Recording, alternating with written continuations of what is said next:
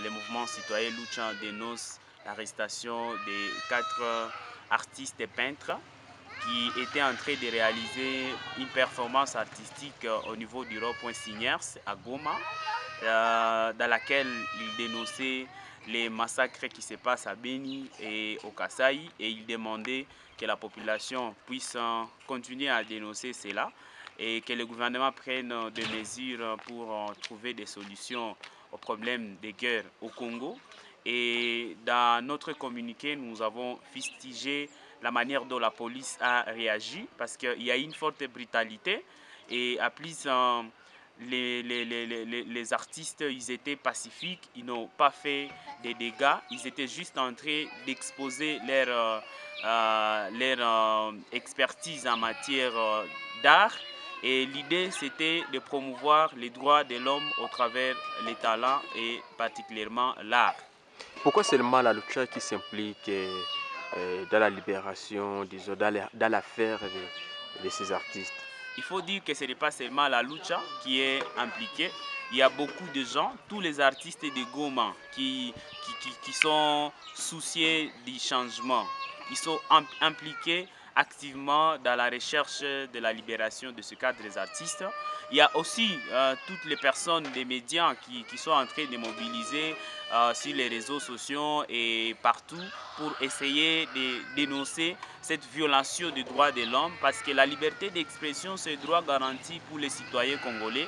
Et donc quand les jeunes artistes ils prennent la décision de faire une performance artistique, ce n'est pas que ce sont des rebelles ou moins encore des groupes armés. C'est des jeunes juste qui veulent les changements et qui ont le droit de s'exprimer. Et c'est dans la promotion de ces droits qu'ils ont réalisé cette performance artistique. Vous demandez quoi finalement aux autorités?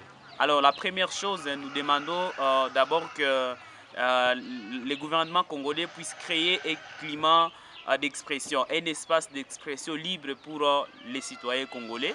La deuxième chose, c'est que nous demandons que la police ne puisse pas continuer à agir comme elle a toujours fait. Dans toutes les manifestations de la Lucha, il y a toujours la police qui arrive et qui réprime les jeunes pacifistes qui n'ont rien à faire avec la violence.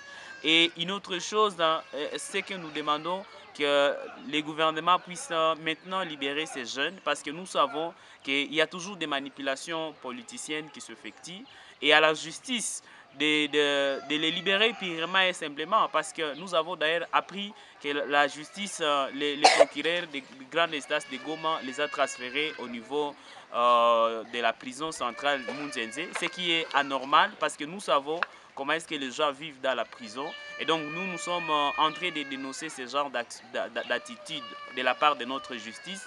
La justice ne peut pas être une caisse de résonance pour le pouvoir. La justice doit être indépendante et donc nous demandons que la justice soit indépendante et qu'elle puisse agir dans toute impartialité pour que ces jeunes puissent être libérés purement et simplement. Et quand vous demandez leur libération, si on n'arrivait pas à les libérer, qu'est-ce que vous comptez faire? Il faut dire que nous sommes déjà en train de faire beaucoup de choses par rapport à l'arrestation de ces 4 artistes de Goma. La première, c'est que nous avons mobilisé autant de médias pour que tout le monde en parle et que tout le monde sache qu'il y a une violation des droits de l'homme encore une fois à Goma. La deuxième chose que nous avons fait, c'est de mobiliser des conseils d'avocats pour essayer de plaider ou d'assister ces artistes. Et nous sommes en train de réfléchir dans quelle mesure nous pouvons organiser une solidarité avec tous les artistes de Goma et beaucoup d'autres personnes qui veulent les changements, les changemakers de Goma, pour qu'ensemble nous puissions assister ces artistes qui sont vraiment des jeunes courageux, braves, qui ont vraiment manifesté